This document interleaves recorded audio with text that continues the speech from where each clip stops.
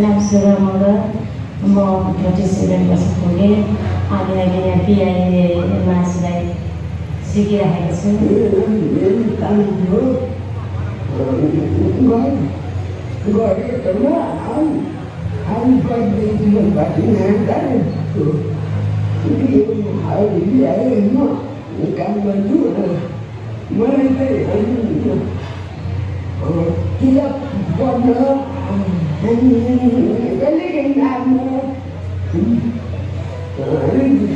नाम अस्मिता राई, मेरो घर उदयपुर।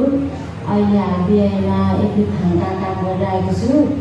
अनि मेरो भनेको चाहिँ रुचाइ भनेको चाहिँ नाच्ने अनि खानाहरू पकाउने हो। मेरो नाम चाहिँ अमृता राई हो। मेरो घर भोजपुर। म हाल अहिले मालखामा बसिरहेको छु। काम चाहिँ म बिआइमा काठको गर्छु। मेरो नाम सन्ता हो। मेरो घर चाहिँ काभ्रे जिल्ला हो। विगत 11 वर्षदेखि म बिआइमा खाना ट्रेनिङ गर्दैछु। म बास्केटबल पनि खेल्छु र मलाई चाहिँ त्यही खेल्नलाई रमाइलो लाग्छ अनि म्युजिक सुन्न रमाइलो लाग्छ। म स्टुडेन्ट पनि हो, पढ्दैछु। मेरो नाम तिलकराम थारू। मेरो घर चाहिँ बाँके जिल्ला बैजनाथ विद्या पर्छ र हालमा नारायण जोपाटी म बस्दै आइरहेको छु। र मेरो अपाङ्ग हुनुको कारण चाहिँ खुन्दाखेरि लडेर भएको हो र 10 वर्ष अगाडि। र हालमा खानका पेन्टिङ सिकिरहेको छु। र मेरो सोख भन्नुपर्दा नयाँ नयाँ ठाउँ घुम्ने भ्रमण गर्ने अनि खेलकुदहरू खेल्ने रुचि लाग्छ। अनि मेरो पढाइ चाहिँ अहिले म डाक्टर सकेर बसिरहेको छु अनि नयाँ नयाँ साथीहरू बनाउने मलाई मनपर्छ। मेरो नाम अप्पलबहादुर तामाङ। मेरो घर नवलपरासी जिल्ला बेलतोपल्ली नगरपालिका 9। हाल जोरपाटी बिआई इन्स्टिट्युटमा खानका पेन्टिङ सिक्दैछु। अहिले चाहिँ बास्केटबल र स्विमिङ पनि खेल्छु म अहिले। अब आउने राष्ट्रिय गेमबाट स्विमिङको तयारी गर्दैछु।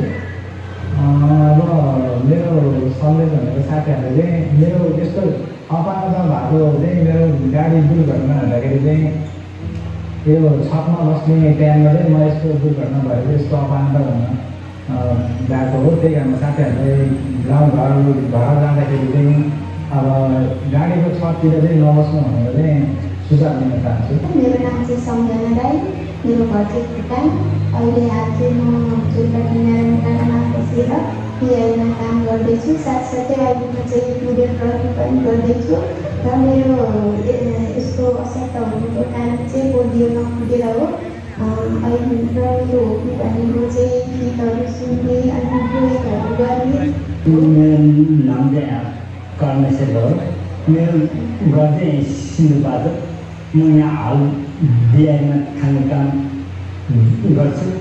मलाई चाहिँ फेसन सो गर्नु मन लाग्छ।